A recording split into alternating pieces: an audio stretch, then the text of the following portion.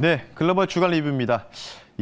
지난주에 대한 부분들을 좀 우리가 좀 잘 복귀해봐야 이번 주 잘 좀 대응할 수 있겠죠.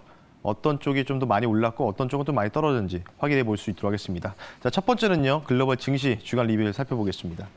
자, 화면을 보시면 전반적으로 좀 많이 올라갔던, 그러니까 빨간색 바가 가장 많이 높았던 지점들이 대부분 이 독일 그리고 영국, 전반적으로 미국을 포함해서 유럽발 관련된 부분들이 대부분 좋은 형상들을 좀 보여줬는데, 증시 상승률 보여줬는데, 가장 여기서 주목하는 부분들은 지금 대만이 파란색 바가 지금 잡혀 있습니다. 마이너스 0.3% 정도 하락이 나왔고, 그 다음이 상승폭이 가장 낮은 순위가 바로 중국입니다.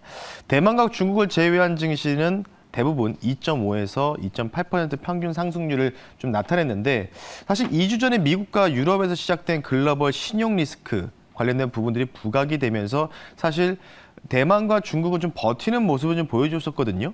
그럼에도 불구하고도 어느 정도 리스크를 이 각국의 주요 정부가 빠른 조치를 단행하면서 글로벌 이 신용 리스크에 대한 전염을 확산을 좀 막았다는 평가가 나오면서 전반적으로 글로벌 증시가 미국 그리고 유럽발 증시로 반등이 나오면서 3% 내외대로 골고루 상승률을 좀 보였습니다.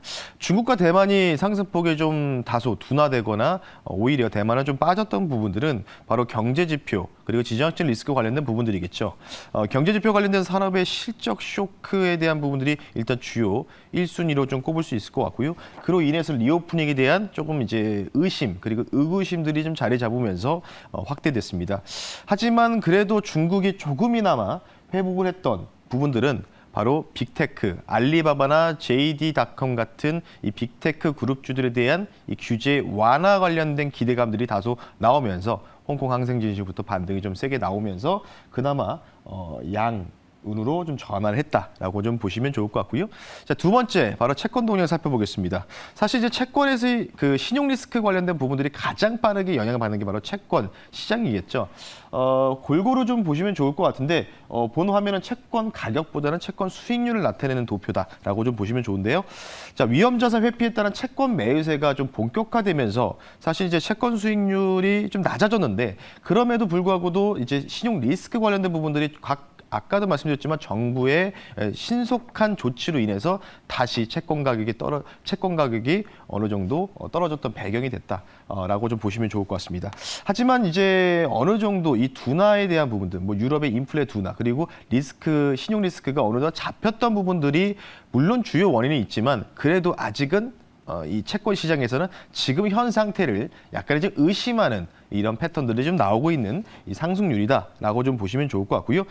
특히 이제 미국, 영국, 일본 주 24개국이 포함되어 있는 국채에 편입되어 있는 WGBI 지수에 이 미포함됐던 부분들이 사실은 우리나라와 그리고 한국과 인도가 다시 또 미포함됐었거든요. 그로 인해서 채권에 대한 메리트가 좀 떨어지면서 우리나라 채권 가격과 그리고 인도의 이 10년물이 조금은 채권 수익률이 좀 높아졌었다라고 좀 보시면 좋을 것 같습니다. 자, 그럼 마지막으로는 원자재 시장 동향을 한번 살펴보겠습니다. 자, 원자재 보시면요, 아까 글로벌 증시와 채권 대비해서는 굉장히 변동이 좀 많이 좀 크게 발생을 하고 있죠. 신용 리스크로 인해서 뭔가 경기 침체, 리세션에 대한 우려감들이 사실 바로 직접적으로 타격받는 게 바로 유가인데, 유가가 가장 많이 지금 떨어졌다가, 그러니까 이전에 한번 65불, 60 중반불 때까지 좀 떨어졌다가 다시 이 신용 리스크 완화되면서 다시 또 플러스 전환하는 계기가 나왔습니다. 전주 대비해서 9.4% 정도가 상승률을 좀 보였다라고 좀 평가하고 있고요. 그리고 지금 천연가스 같은 경우에는 사실 거의 지금 뭐 코로나 이전 가격대까지 지금 떨어진 상황입니다.